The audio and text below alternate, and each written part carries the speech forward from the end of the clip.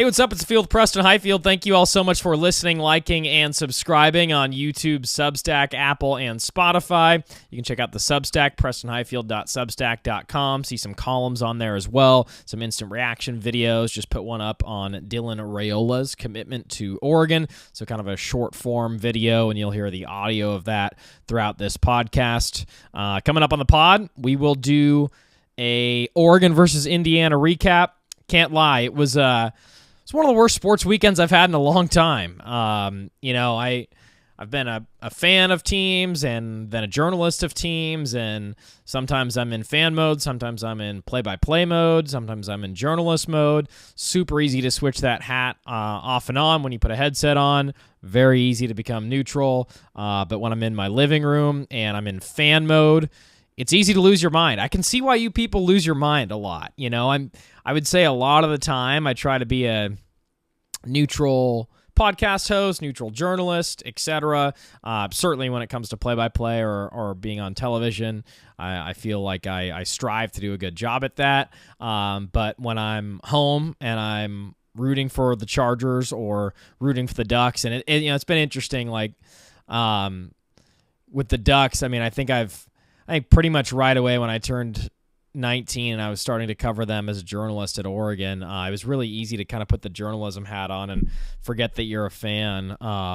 But then when you get home these days, and I'm not a journalist covering Oregon now, you get fans and friends texting you and blowing your phone up, and it's easy to get riled up, man. Like, it's easy to get riled up. I took in the Duck game from a brewery in Johnson City, Texas. Was out camping this weekend, and knew that I of course wanted to watch the Oregon game, so brought a TV out actually to the campsite and was going to go full glamp mode, grill burgers, watch the Ducks out amongst the trees, which would have been awesome, but reception was not cooperating. It was a state park, so I figured I could get some reception, but not quite enough. Had one bar out there, but not enough. Would have driven me crazy to have a bunch of pauses and stuff. So we drove into town, went to a brewery, and watched the first half of the Oregon game, and that's all I needed to see. That is all I needed to see. Did not watch any of the second half of the game, but I will give you the full rundown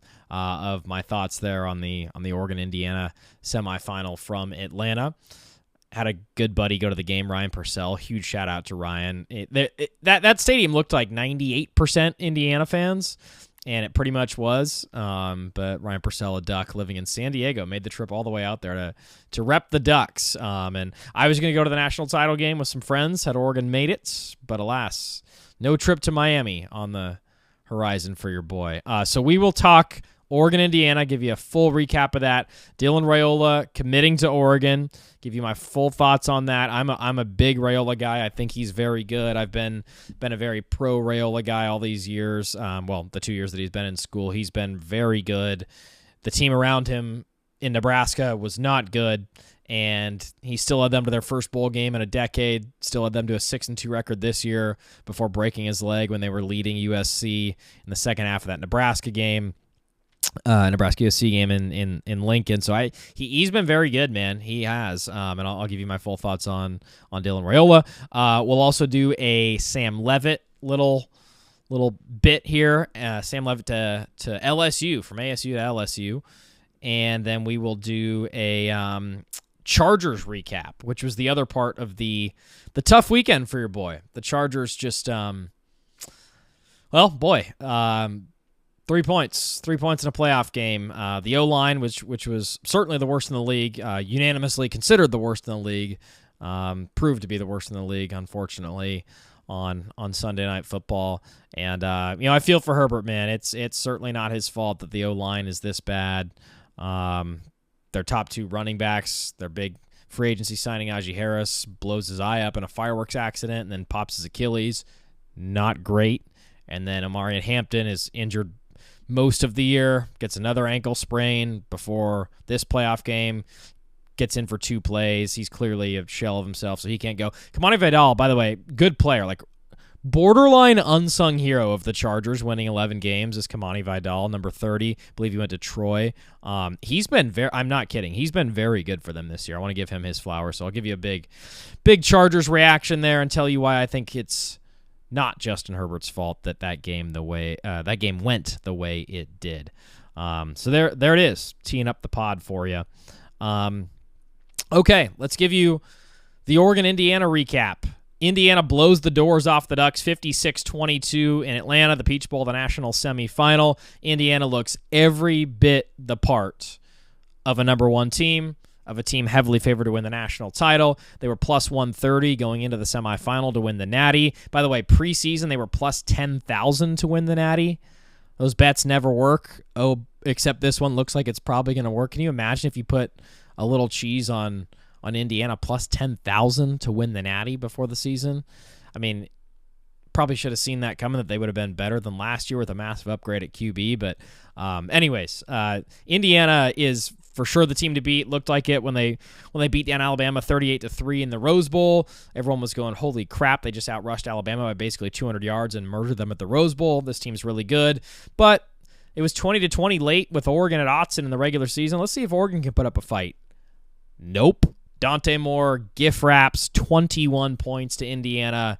Fernando Mendoza, I mean, I could go a million different ways here. Like, my very first reaction was like, I can't believe Mendoza's this accurate all the time. He finished 17 of 20, and that's the thing about Mendoza. It's not the stats. It's certainly the accuracy, but it's not the yardage total or the TD total that's going to wow you. It is the complete, precise accuracy. Like, dude, those Elijah Surratt back shoulder throws that they scored on against Ohio State in the Big Ten title game, that they scored on against Alabama, that they scored on against Oregon to win the game at Autzen.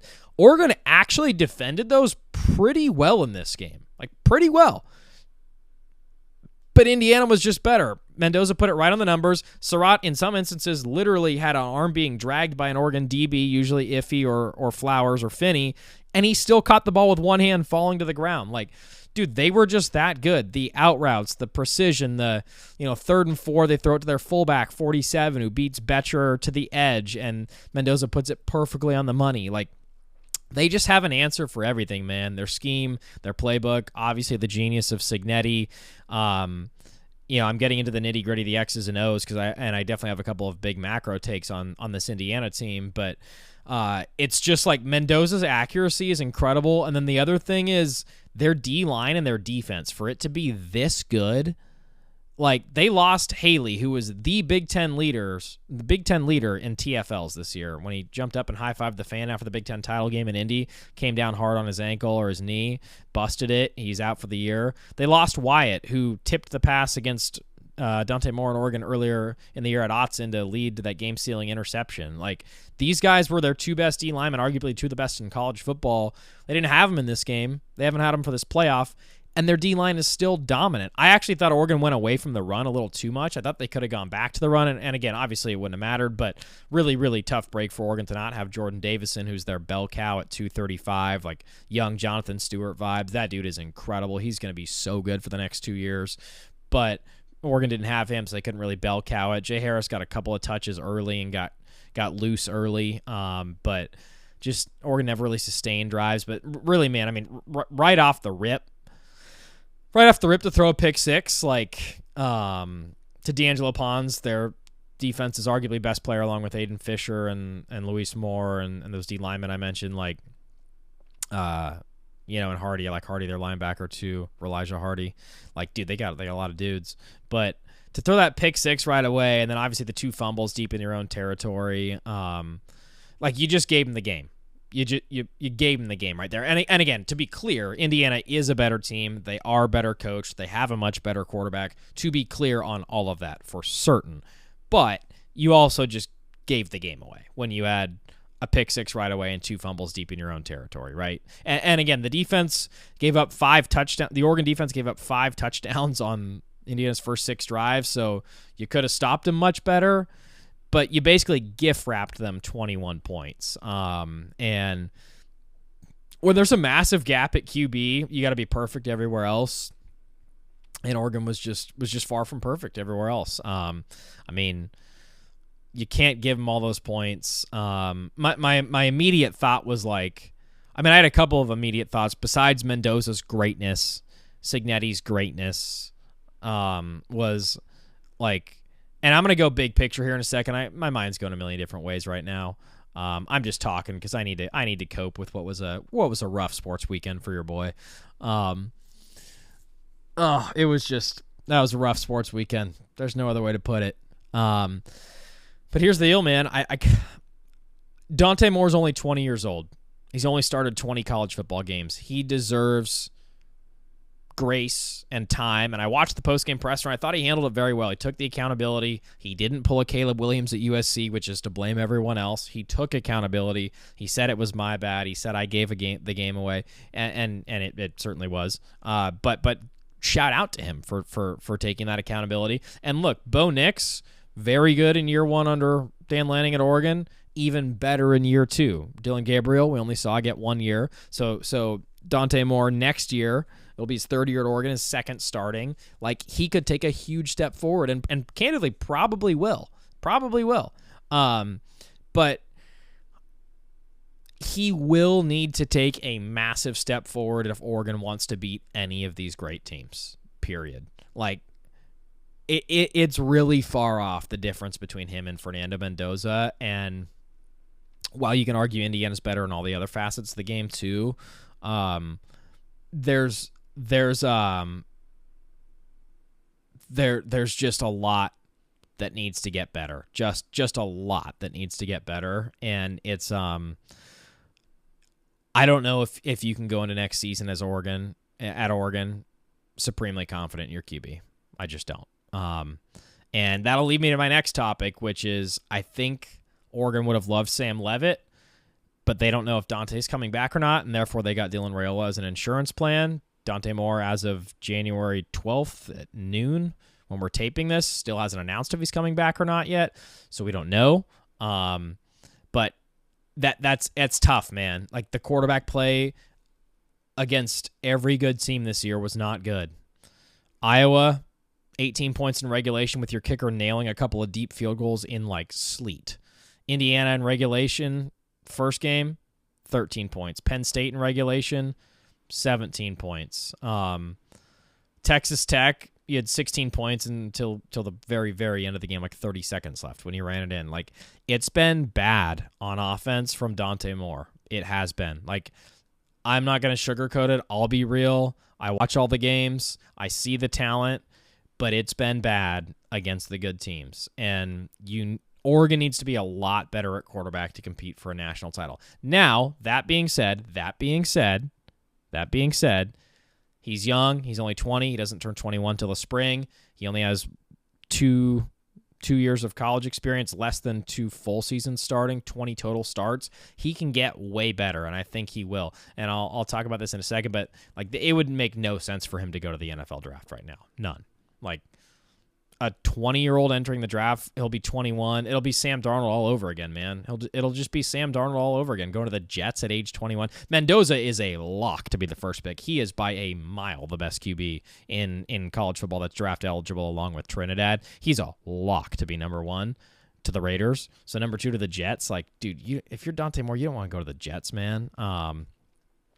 And anyways, it's tough, man, because these kids are getting paid a lot of money. Like, the rumors, Dante will be getting paid 4 or 5 next year. Like, I wouldn't be afraid to bench him. Like, if I'm Dan and it's this bad again, I wouldn't be afraid to bench him. I know you don't want to create that, but if you have Dylan Raoila, who's uber talented behind him, I don't know, man.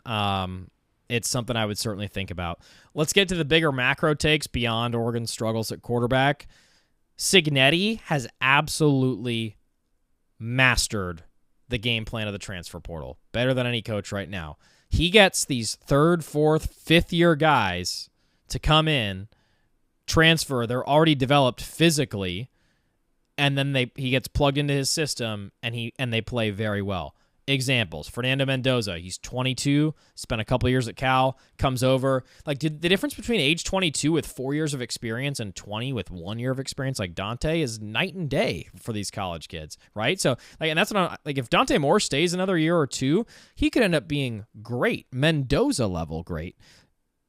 he's not there right now, but he could end up being Mendoza level great because of all that experience he would have, and that's what Mendoza has. Like, let me pull up Mendoza. I just want to make sure I'm getting the age right here. Fernando Mendoza, so he's 22. Got that right. And he did spend 2 years playing at Cal, and then this year playing in Indiana. Obviously, I remember the Cal game last year when they should have beat Miami, and he played very well in that game. So he's 22, and he's trusted the process, man.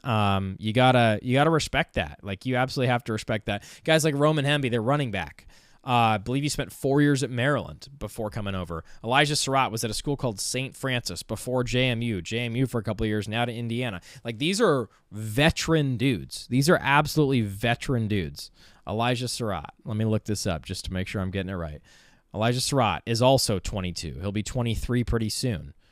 I'll go through the game log. St. Francis in 22, JMU, and then Indiana the last couple of years. So that's what I'm saying. Like, they get these older guys. Like, Oregon's team is very young, man. It's a really young Ducks team. Like, Jordan Davison, true freshman. De'Aaron Hill, true freshman. Dante Moore, 20 years old.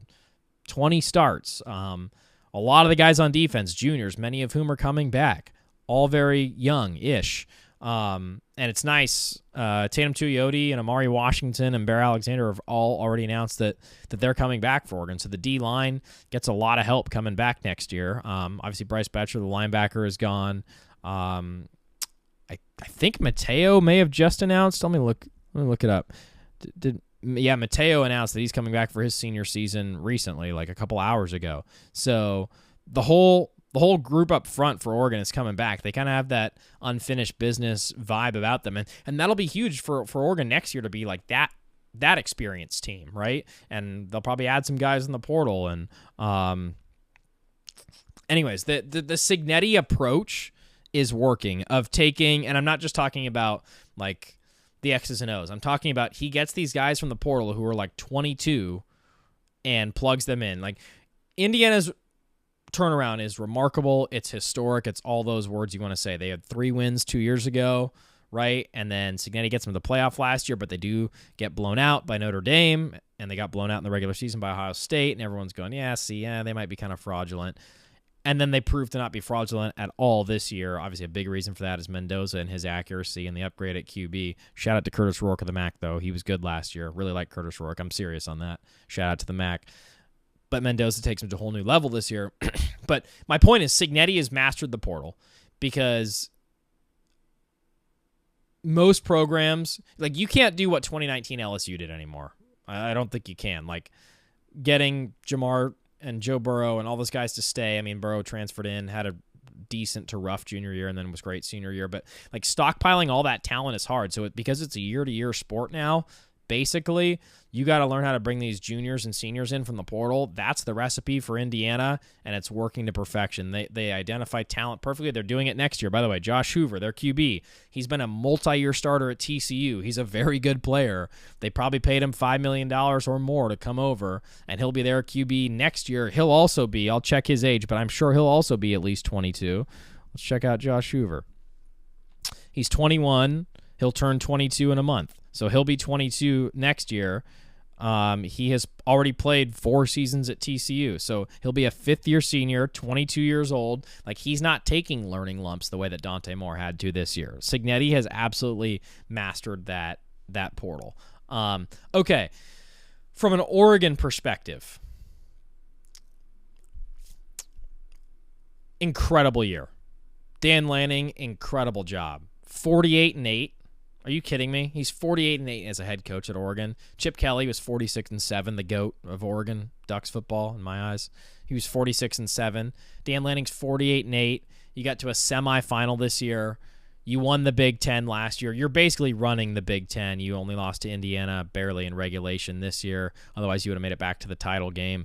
Like, incredible job. I think Oregon fans should be over the moon that Dan Lanning is your head coach. I mean, just over the moon. The D-line's coming back. Dante Moore, in all likelihood, is coming back. A couple of running backs will be back. A couple of receivers will be back. Pierce, my boy, said that next year will be the best wide receiver group in Oregon football history. Might be true. If DeCorian Moore will be back, if Evan Stewart comes back, couple of those other guys. I saw a couple of them are transferring, but and Kenyon Sadiq's probably gone, but Jamari Johnson, great tight end, caught a nice touchdown pass in this game to tie things up at 7. Great response early in the game by Dante Moore, by the way, to after the pick six to lead him down the field for an eventual touchdown. Really nice touchdown throw too, 19-yard throw, really, really good throw before things continued down to the disastrous path. It looked like Oregon was bouncing back for a second, but I think if you're Oregon, you go great season, amazing season, 13 wins. 14, by the way, would have been the most in school history in a single season.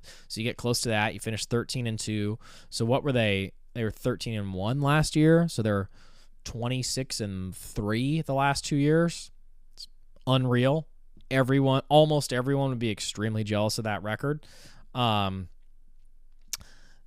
period, hard stop. Incredible season. Future's incredibly bright. Lanning's off to an unbelievable start at 48-8.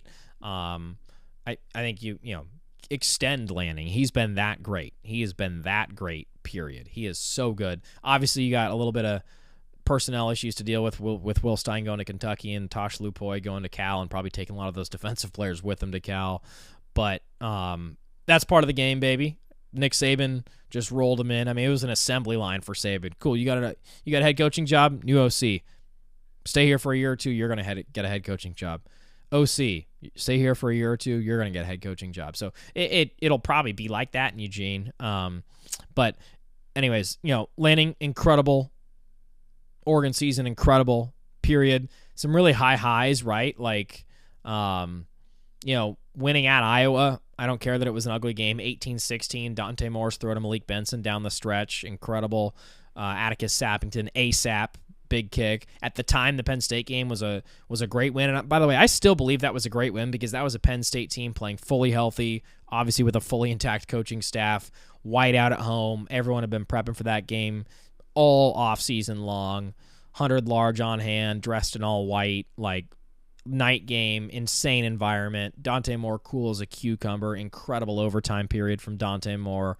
Like, that was another great highlight for the season, right? What are some others? I guess dismantling USC is a good highlight, even though that was expected. Winning at Washington, not an easy thing to do. Washington had a really solid defense this year, really solid defense.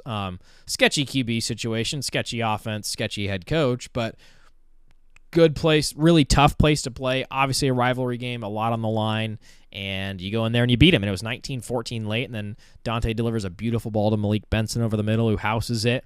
And again, you're playing all of November without a couple of your key weapons, including DeCorian Moore. Sadiq's banged up. So plenty of awesome highlights from this season for Oregon. All of that to say, when you get blown out 2 years in a row in the postseason, not even in the Natty, that's also a tough pill to swallow because you're a program, a team, a coaching staff, a fan base that expects to win the national championship at some point. It's not Bama level where you're like, where's my ring? It's not LSU level where you're like, if you don't win a ring here in 4 or 5 years, you're getting fired. But it's close in the sense that it's modern college football. If Indiana wins a ring, it's like, hey, let's build towards that. Now, Oregon having never, ever, ever won a college football national championship, I still don't think the expectations are as high. I always talk about like the pressure cooker. The SEC, dude, that is one giant freaking pressure cooker. Oregon, not as much. Ohio State, pressure cooker. Michigan, pressure cooker. Those are two of the winningest programs in the history of the sport with recent natties. Oregon, you've never won a natty, and prior to 2000, you didn't win a ton, period. So I don't think it's as big of a pressure cooker as people think. Now, there still is a lot of pressure to be great. Like the baseline requirement should be make the playoffs, and if you don't make the playoffs 1 year, make it the next year. If you go 2 years in a row without making the playoff, your ass is probably gone. But it's not crazy hard to do that when you have a massive talent advantage over most teams in the Big Ten. And anyways, I just think that, getting blown out 2 years in a row, it's a tough pill to swallow, man. If you would have told me before the season, hey, Oregon's going to win 13 games, blow out Texas Tech in the quarters. That's a huge win. By the way, among the Oregon highlights, that's a huge win too. Shutting out, like giving another team a donut in the playoffs. That's big time from the defense right there. That is big time from the Oregon defense. But then, you get blown out. It's tough when you look forward like, we still have that taste in our mouth of, man, Ohio State last year beat them at Autzen, but then they blew you out at the Rose Bowl. Indiana this year hung with them at Autzen, won all of your other games. You only lost to one team this year. You lost to Indiana. That is it. You beat every other team on your schedule. But it ends in a blowout, and that's I think that's tough, man. That's tough. So I think Oregon fans have the right. What I'm getting at is Oregon fans have the right to feel. I mean, it's Monday. We're less than, what are we? We're a little over 48 hours, less than 72 hours from the blowout loss. Like, dude, you have the right to feel defeated and angry and sad and needing to go to therapy and hopefully you're optimistic, but you also have the right to feel not as optimistic at the moment after another blowout. Like, just let it breathe, man. You got to heal. We're in the stages of grief. What do they call it? The 5 stages of grief. We're still in the time where we're trying to heal. We're trying to acknowledge what the hell just happened. Because for 2 postseasons in a row, when it looks like you don't belong on the same field as your opponent, that's a tough feeling, man. It just is. And it's okay to acknowledge that. Like I said, moving forward, though, I think you have to be extremely high on Dan. I think Dante has a ton of room to grow, and you have to give him that grace and give him that room to grow. I think he can. No one will be supporting or rooting for Dante harder than Oregon fans will this upcoming year. The Raoila thing is interesting that he's in your back pocket. It'd be really weird if Dante just all of a sudden said, you know what, I'm out of here. I would be shocked. Again, this is being taped on January 12th at noon. So he has a couple more days, I think till the 16th to decide maybe. It's, you got every right to feel the way you feel, Oregon fans. You do. But you got the right head coach. That's for sure. And what a season. Honestly, a season. Like, A+, of course, would have been to win the Natty, but an A season, man. An A season. Okay, so Dylan Raoila commits to Oregon. It was kind of all along social media for the last week or so that Dylan Raoila had wanted to come to Oregon, and Oregon was going to potentially be looking for different options at QB. Austin Novosad now in the portal. By the way, totally thought Austin Novosad was going to go to Kentucky with Will Stein, the OC. Kentucky nabs the Notre Dame kid. I think Novosad, who's from Dripping Springs, may have wanted to go to Baylor. DJ Lagway goes to Baylor with Dave Aranda. So I have no idea where Austin Novosad's going to go. Maybe he ends up in the Mountain West. But I swear to God, Austin Novosad is a really, really good player. Thought he was the better QB of the two in spring ball, and felt like Oregon's coaches, they kind of had their hands tied, man. They had their hands tied with the NIL deal in place with Dante Moore, and they had to name Moore the starter if it was close, and they did. So Dante Moore, only 20 years old, turns 21 in the spring.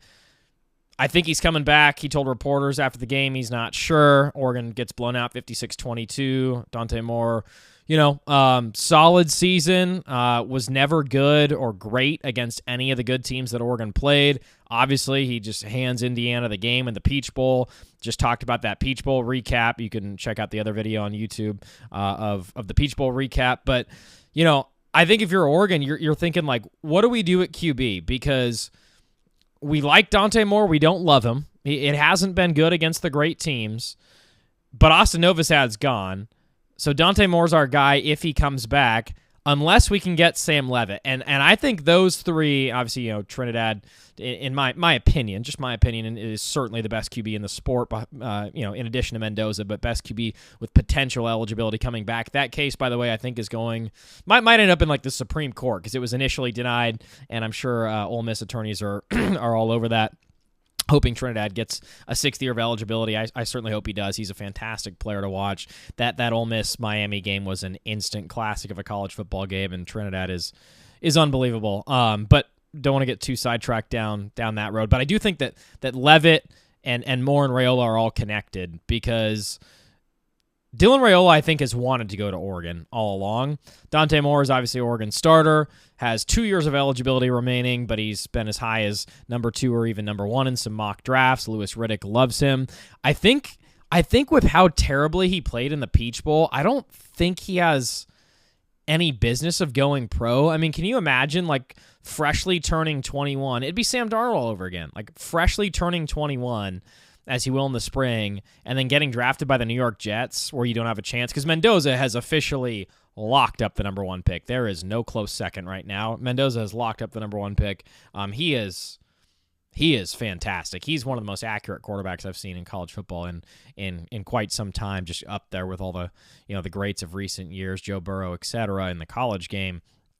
So he's a lock to go to the Raiders. But when you talk about Dante Moore's NFL future, he has 20 starts between his time at Oregon and UCLA, and he's not even 21 years old. Like, that's way too young. I think if you go to the Jets, you get tossed around like Darnold did, and you're kind of lost at sea for a couple of years. Now, Darnold's obviously rebounded. He's having a fantastic season, MVP caliber season. The Seahawks are the 1 seed. They very may well go to the Super Bowl, hell, even win the Super Bowl. They have home field advantage, obviously, throughout the NFC playoffs. Like, the fact that Darnold has resurrected his career like this is a huge testament to him and to Kevin O'Connell and to everyone with the Seahawks, and it shows you that the Panthers and the Jets have no idea what they're doing, right? And by the way, this is my comparison. Nebraska's the Jets of college football. No one looks good at Nebraska. So, like, everyone trying to slam Dylan Raiola. By the way, Dylan Raiola led them to their first bowl game since 2016 as a true freshman. He broke true freshman passing records.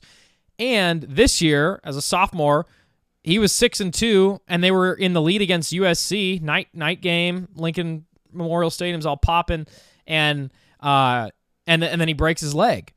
And I watched that entire game. Like, the second he broke his leg, they had no chance. But they were up 14-6 and driving, and then he broke his leg. He is a really good player. I will stand by that. I think the perception of Dylan Raiola, and listen, the Mahomes stuff definitely doesn't help. Like, the look at me, I'm going to run like Mahomes, I'm going to warm up like Mahomes, I'm going to waddle in the pocket like Mahomes, throw it sidearm like it's, obviously same number and everything. It's very weird. I won't deny that. It's very weird. The kid's young, right? Is he even 20 yet? He was a sophomore this year. Like, the kid is very young. So, and by the way, eligibility wise, he has 3 years to play too. So he can go to Oregon next year. I would be willing to bet Dante Moore comes back. I think everyone would. I don't know why he would turn pro after that disaster in Atlanta. But if he comes back, apparently the agreement is that Raiola will be Dante Moore's backup for a year, get everything right, and then take over for Dante Moore when he almost certainly goes pro after the 26th season. And to me, that seems like a really good plan. I mean, that's what Dante did behind Dylan Gabriel last year. You saw Bo Nix, former 5-star, got dragged through the mud at Auburn, comes to Oregon, totally resurrects his college career. Same with Dante Moore, totally dragged through the mud at UCLA. Not even his fault. He's a true freshman. By the way, not Chip's fault either. It was just kind of a lack of institutional greatness there at UCLA. Not a lot around you. You're a true freshman. You're getting clobbered. You got a bad O-line, etc.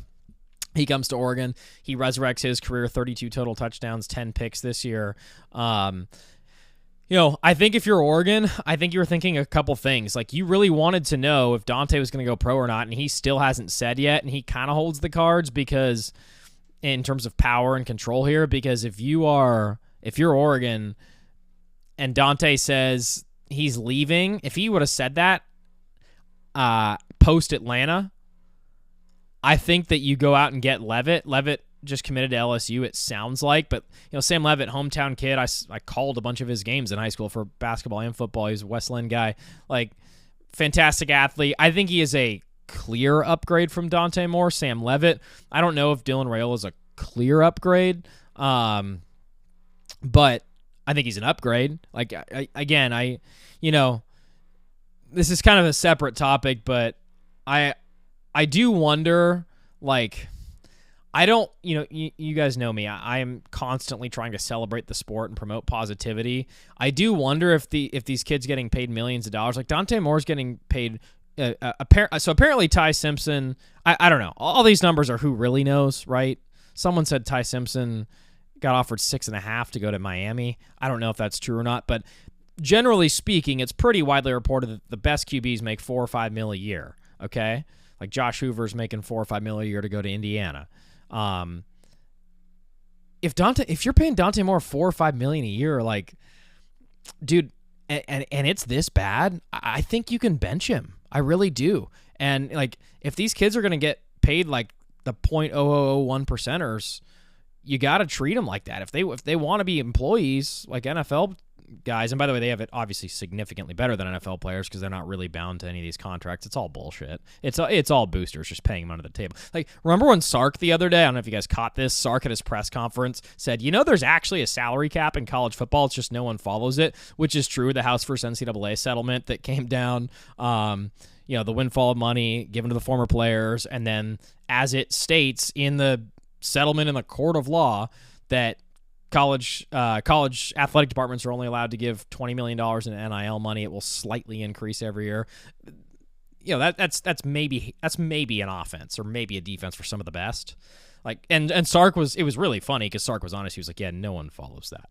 And so my point is, like, it's all, the college kids have it great right now, and good for them. Capitalize on it while you still can. I certainly think the legislation gets changed. I think Saban and Trump find a way to save it. I really do. But that's still TBD.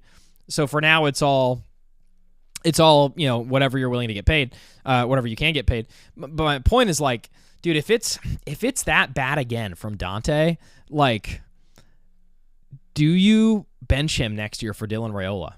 Like, it wasn't very good against any good team they played this year. Iowa, 18 points in regulation. By the way, that's with a kicker drilling 3 field goals in sleet. One of them from like 50. Indiana, 13 points in regulation. Indiana part 2, you hand them 21 points. Pick 6, the fumbles. It was, and yeah, it's just I think Oregon could consider starting Dylan Raoila next year, even if they're on the same team. Hell, I wonder if NIL contracts were all the same, if Austin Novosad would have started this year. And again, Dante's not bad. He's not bad. But that's not why you're at Oregon, to be not bad. You're at Oregon to be great, to elevate. Bo Nix, Dylan Gabriel, Marcus Mariota, Justin Herbert. Like, you just wonder, I don't know. And again, the kid's only 20. So give him plenty of time. First for full year starting for Oregon. I expect him to be better next year, much better even. And I am in full support of the young man. I'm a Duck. I'll be rooting hard for the young man to succeed at the highest level of the sport. I absolutely will. It's just interesting. Oregon has 2 former 5-stars now, man, in Dylan Raoila and Dante Moore in their back pocket. And I do think the Oregon staff wanted to kind of keep it open for Dante to start next year because I think they really like him. And so that's great. They can have Dylan Raoila as the backup. It sounds like that's the agreement. If Dante had declared that he was going to go pro, I think Oregon would have probably really, really, really heavily pursued Sam Leavitt, and instead they get Dylan Raoila as Dante's backup. But that's a great QB room. Like, almost every school in the country would be jealous of that QB room. Dante Moore and Dylan Raoila. Like, that is, to be clear, that's a very good QB room. But yeah, man, like I said, I think Dylan Raoila is better than most people think. 6-2 as a sophomore with a lead over USC before he breaks his leg, sets true freshman records, leads Nebraska to their first bowl win in almost a decade, first bowl game in almost a decade. Like, dude, you got to be so good to do that as a true freshman at Nebraska. Like, Nebraska's the Jets, man. There's nothing good around you. There's organizational dysfunction, and he's still elevated them as a true freshman and then had them as 6-2 as a sophomore before that broken leg. I think Raoila is really good. So it's a great get for Oregon. I think perfect situation for him to back up Dante Moore. Lane Kiffin's first quarterback at LSU will be Oregonian Sam Leavitt. What a sentence. I just wanted to say that sentence out loud because that's crazy, man. Lane Kiffin, now at LSU, his quarterback, formerly of Arizona State, led Arizona State to the college football playoff along with Cam Scadaboo, from Westland, Oregon, previously played at Michigan State, toured, apparently, Miami, LSU, and Tennessee. Lane Kiffin flew to Knoxville after Sam Leavitt was seen courtside hanging out with Lane Kiffin at a basketball game. Damon Williams sends out the social media post that he wants to leave Washington and that LSU has reached out to him. And then Sam Leavitt leaves to go to Tennessee to visit. It's got to be kind of awkward hanging out with Josh Heupel. Like, hey, am I coming here or not? Apparently, Lane Kiffin, he posted on social media that a picture of himself at the Knoxville airport. Apparently, according to reports, he flew to Knoxville, met with Sam Leavitt, and now I haven't seen a Leavitt post as of January 12th at 2 p.m. Central Time, the way that Dylan Raoila posted on his Instagram to commit to Oregon. But widespread reporting, Pete Thamel, Pete Nakos, etc., saying that Sam Leavitt is going to LSU. 6'2", 205, was a sophomore this year. Season was cut short by that foot injury, eventually required season-ending surgery. Obviously a fantastic dual-threat guy. LSU desperately needed a QB. By the way, Miami still desperately needs a QB. Huge win for LSU. Huge win for LSU. I think a lot of folks, myself included, thought that Trinidad, prior to his statement, was going to follow Lane. And I still think there's a chance if Ole Miss, the dominoes are so crazy here, man. Like, if Ole Miss loses to Georgia in the quarterfinals, does Trinidad not return to Oxford? But instead, that was the biggest win for Ole Miss in the postseason. Obviously, they beat Alabama and Saban a couple times. In the postseason, that was the biggest win for Ole Miss ever, maybe. I mean, that was an incredible win for them in the postseason, the CFP quarters. And by the way, an instant classic in the CFP semis. They almost beat Miami, just give up that touchdown late, and still have a chance at a Hail Mary late. But it's a great pickup for LSU, man. Sam Leavitt is the real deal. I really thought that Leavitt, Chambliss, Dante Moore, and Raoila were all intertwined in a way because Lane, I think, really wanted Trinidad. He also really wanted Sam Leavitt. Oregon, I think, wanted some of those guys. Dylan Raoila really wanted to go to Oregon. We're still not sure what Dante Moore is going to do, if he's going to decide to go pro or not. I think most people think he won't, especially after that kind of disaster in the semis in Atlanta. Not kind of, certainly a disaster. But Leavitt is a really good player, man. I mean, I think he would have been up there maybe at the top of my portal rankings, ahead of Sorsby, ahead of Josh Hoover, ahead of Raoila. Obviously, Trinidad would have been number one if he was going to transfer, but he announced that he was going to stay at Ole Miss. So there you have it. The Sam Leavitt sweepstakes are finally over. I think he's a great fit. It's in a different world. If Dante Moore goes pro and announces that he's going pro early, does Sam Leavitt end up at Oregon? Does he come home to Oregon as an Oregonian? Maybe so, but it's not that world. Dante Moore is almost certainly returning to school, along with Dylan Raoila, who has said that he is down to be Dante Moore's backup. That's kind of the plan that's in place publicly. How you wire that into an NIL contract, Lord only knows. Some good attorneys. I bet there's some kind of clause that kicks in if Raoila takes over as the starter next year with Moore still on the roster, whether that's due to injury or benching. I bet Raoila gets more money and not just a lesser deal to be a backup, even though he'll end up getting a big deal in 26, 27. The rumor is that these good QBs go for $4 or $5 million. Ty Simpson was offered 5 or 6 from Miami. Those are rumors from credited websites. So Sam Leavitt, get a nice payday to go to LSU, man, and the fit makes a lot of sense, and I'm super excited to see him, man. He's a great player. I don't really have a lot else to say beyond that.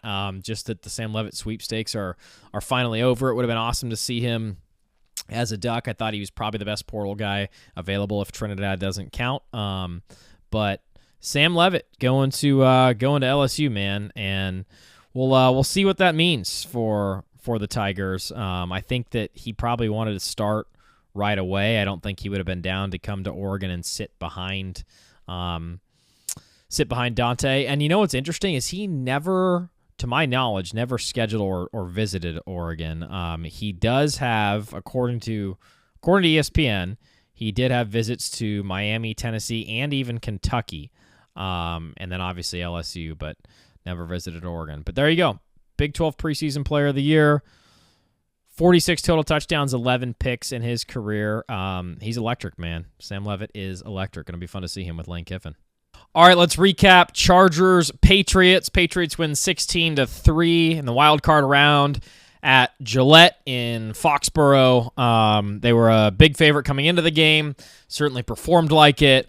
And I think the biggest topic around this game, people want to give Drake May some MVP love. He was fine. Ended up making a really nice throw to Hunter Henry over Derwin James to score their only touchdown of the game. But by no means was it a good game for the Patriots on offense. The Chargers defense was a dominant unit in this game, but so was the Pats. The biggest conversation piece from this game is that Justin Herbert is now 0-3 in the playoffs as a starter. He is an NFL superstar. He's getting paid like one. He signed a 5-year, $262 million deal. 5 years, $262 million, over $250 million to play football in the NFL. And that's when the question comes, right? If you make over $250 million to play football, usually people expect you to start winning some playoff games. Now, that being said, it took Matt Stafford, 13 or 14 seasons to win a playoff game. Took John Elway a long time to win or go on a real playoff run. Took Peyton Manning some time to go on a real playoff run. Tom Brady is certainly not someone that had a normal career where he could throw for 100 yards and win a Super Bowl because the defense was dominant and he was good early on in his career. Like that's very abnormal, right? It usually takes a long time to get good in the NFL and go on a big run as a quarterback, as the franchise QB. But it was a really disappointing game from Herbert. There's no other way around it. Justin Herbert is not the problem. He is definitely not the problem at all. Two things can be true. Justin Herbert's not the problem. The O-line being incredibly injured is the problem. It was an incredible year by Herbert to even get them to the playoffs. 11 wins. Wins over the Broncos, the 1 seed. Wins over the healthy Mahomes-led Chiefs. They beat the Chiefs twice with Mahomes, okay? Including the opening game of the season in Brazil, when people thought the Chiefs were going to just be the Chiefs again and make a 4th straight Super Bowl appearance. Beat the Eagles, obviously, the defending champs. Like, they had some really, really nice wins this year over good teams. It was not an easy schedule, and the Chargers played pretty well against it. And to do all of that with missing Rashawn Slater, who you made one of the highest paid offensive linemen in the history of the sport, and then he hurts his knee, and he's out for the whole year, never even plays in the regular season this year. And then Joe Alt is battling through ankle injuries. Eventually gets such a bad ankle injury / sprain that he needs season-ending surgery on it. So your bookend tackles, your left tackle and your right tackle, your top 5 pick, and your guy who you just made the highest paid tackle in the history of the sport, or certainly one of them, are both out for the year. It's well noted that PFF has graded the Chargers as the worst O-line in the league, okay?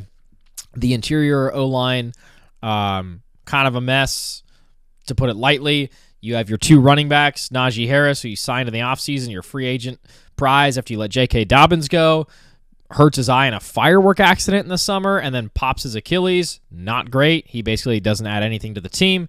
And then Amari Hampton, your first-round draft pick, looks like he's going to be a solid player, runs violently, but got hurt multiple times this year, knees, ankles, eventually sprained an ankle, basically came in for 2 plays in this game and essentially couldn't run. Kamani Vidal, really, really unsung hero of the team. Like, honestly, is a very good running back, young man out of Troy.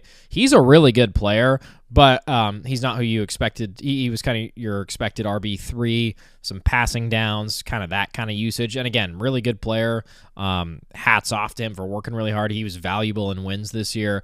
But I'm just laying out all the injuries, right? I'm laying them all out. And what I'm getting at by doing that is Justin Herbert did not perform well at all. No one would deny that. He didn't deny that. I watched the full Harbaugh presser, the full Herbert presser. Obviously, Harbaugh was very complimentary of Herbert. Herbert was critical of himself. But for Herbert to get the blame for this loss is not great. In all seriousness, it was an incredible job just to get 11 wins and get into the playoffs with all the injuries. I think next year, when you have healthy tackles, you absolutely need to upgrade the interior of the O-line, either in the draft or in free agency. But when you have healthy tackles and healthier running backs, you're going to be in a much better position. Like, in this game, dude, the Chargers could not run the ball at all. They couldn't run the ball. Their play was like, hey, Justin, try to pass it, and if you can't pass, run it and be our leading rusher. And by the way, I think it was something like 5 of the last 6 games he was their leading rusher. Dude, they have no semblance of a running game, so much so that Herbert's scrambles are essentially their running game. Last night was not an aberration. I watch every Chargers game. That's normally how it goes, where Herbert is the running back for the team because they've had so many injuries and a bad interior O-line. Okay, so anyone saying Justin Herbert isn't clutch, Justin Herbert isn't the problem, is the problem. The Texans game last year, not good. Now, he threw 4 interceptions. 2 of those quite literally hit his receivers in the hands, bounced off of their hands, and flew into an opponent, so 2 of those weren't his fault. But I was at the Texans game in person last year. Certainly the worst game of his career, right? He was not very good, okay? Last night, it was less about Herbert not being good, and again, he missed some throws. He missed McConkey. I think he would have probably loved to give Q a couple shots downfield. Vidal kind of got loose on a wheel route. Expecting a quarterback and a running back to be in perfect sync on kind of a broken play wheel route 35 yards downfield, I don't think that's realistic, but he could have hit him. But he was just uncomfortable, man. Obviously, he had hand surgery on his left hand a month ago, so he's playing through that. But to be clear, 2 things can be true. Justin Herbert is not the problem at all. It was an incredible job, a heroic job of him even getting them to the playoffs. At the same time, he certainly could have played better and did not play well last night. They scored 3 points. They probably could have scored 17 or 20 if Herbert had a fantastic game. And he had a below average game. He did. He didn't have a great game, but that last night was basically the story of their season. He kind of wills them to the playoffs, needs some help and doesn't get it, and then they crumble. When he has more help and more support next year, they'll be much better. Here's a couple other macro things.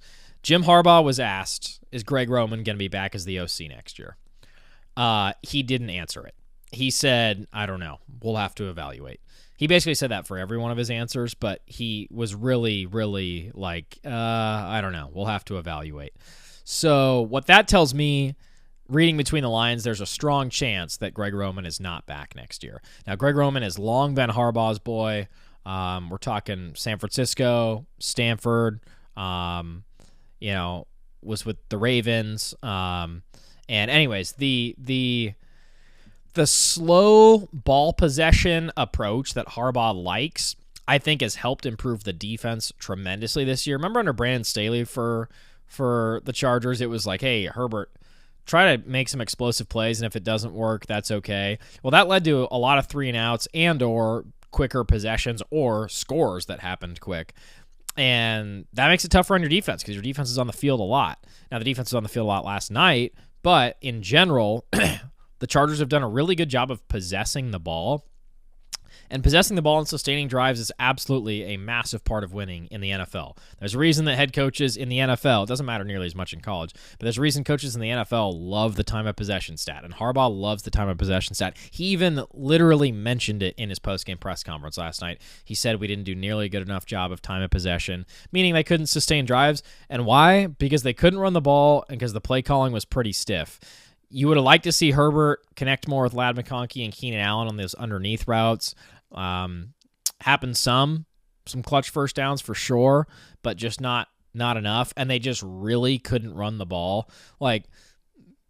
It's kind of a miracle Herbert didn't get hurt, to be completely honest. And I thought, I've seen some good rants. Dan Lebatard did a good one about how it was a disservice for the Chargers to even put Herbert out there. I won't go that far, but the offensive line is it's kind of criminal at this point. So, you were never going to win when your quarterback is getting absolutely battered. But also, if you are Greg Roman and Harbaugh to a degree, where are the adjustments? The game plan simply wasn't good enough. Where are the adjustments to, hey, our O-line's going to get beat like a drum when we put Herbert in shotgun? Where are the quick outs to Keenan and Ladd and Gadsden, the rookie tight end, who's a real nice player, by the way, 5th-round draft pick out of Syracuse? And obviously Quentin Johnston's your deep ball guy, but he even runs crossers underneath to great success at times. Where was any of that? It didn't seem like And again, the pass rush got home pretty instantly, but it didn't seem like there were any answers. Like, where was the underneath stuff? So there's that. Again, certainly not Herbert's fault. The O-line is just a mess. And anyone who watches Herbert, I'm seeing Dave Portnoy from Barstool Sports say Herbert doesn't have it in a big game. Like, and he says he never had it in a big game at Oregon.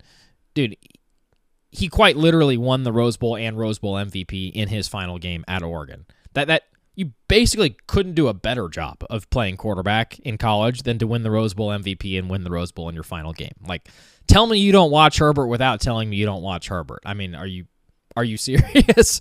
And in the pros, man, it's like Herbert's been great, and then he's had some clunkers. The Houston game was absolutely a clunker. Again, 2 of those 4 picks literally hit his dudes in the hands. I was there. I was at the game. But, 2 of those picks were bad, and he generally just didn't play well in that game. In the Patriots game, really tough. Didn't play well either. I'm not saying he played very well, but the O-line was absolutely the problem. Like, the dead O-line, to drag the worst O-line in the league to the playoffs and win 11 games in maybe the toughest division in football or the second toughest division behind the NFC West, like, that's actually a pretty good year, man. So they need to get their O-line together. That was like watching Mahomes against the Buccaneers, where the Buccaneers in the Super Bowl just absolutely teed off on him when the tackles for the Chiefs got hurt that year going into the Super Bowl, and Devin White and the rest of the boys were just teeing off on Mahomes. It was kind of like that last night. And by the way, the Patriots pass rush isn't even that elite. Like, the Texans and Jags definitely have a better pass rush, so it could have been worse. Honestly, it seriously could have been worse. So those are the macro points, man. It's like, it's definitely not Herbert's fault, but he could have played better. I think he would agree with that. And he never takes or always takes the blame and never blames the O-line or anything. So he was, of course, gracious in his post-game interviews, basically saying, I need to play way better. And he does. And he will have to answer to the negative crowd. You're 0-3 in the playoffs. And Daniel Popper, the Athletic, asked him, like, hey, you're 0-3 in the playoffs. How are you going to kind of mentally approach that going into the offseason? And he said, I don't know yet. I don't know. And I think his answer is probably lean on Jim Harbaugh, because Harbaugh is a damn legend. Harbaugh is a legendary football coach, one of the better football coaches we've seen in the last 10, 15, 20 years. Won a natty at Michigan, did an amazing job there, was so close to a Super Bowl with the Niners, did an amazing job there, and has completely resurrected the Chargers from the dead as well, and gotten to the playoffs in back-to-back years already. But to take that next step, man, you got to find a way to win under bad circumstances, but sometimes the circumstances are just too tough to overcome. Mahomes in the Super Bowl, like, everyone's saying, oh, Purdy overcame some injuries. First of all, I love Brock Purdy. He deserves max money. Brock Purdy is underrated. He is a good, maybe great quarterback. He is very good. But that being said, he has the best play caller in sports, or the second one, depending on who you like better. Top 3 at worst: Shanahan, McVay, Andy Reid. Okay. Unquestionably one of the best college or football brains in the last 20 years as his head coach and play caller. He has an all-world running back in Christian McCaffrey, who is healthy. He has an all-world tight end in George Kittle, who, until he popped his Achilles, was healthy. I get that they've had injuries to the skill spots, okay? Trent Williams was back out there, right? They still have a really good O-line and an all-world running back, and had an all-world tight end until he got hurt in the middle of the game, which sucked. I love Kittle. He's awesome, and an all-world play caller. Don't ever compare that to the Chargers O-line with a rookie at tight end and Kamani Vidal out of Troy at running back. I never want to see that comparison ever, okay? So that's that. And I like Brock Purdy a lot. I think he's a great player who's deserving of max money. He helped them win in Philly. Great win for the Niners, no doubt about it.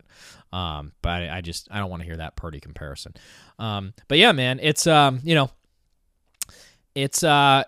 if you're Herbert.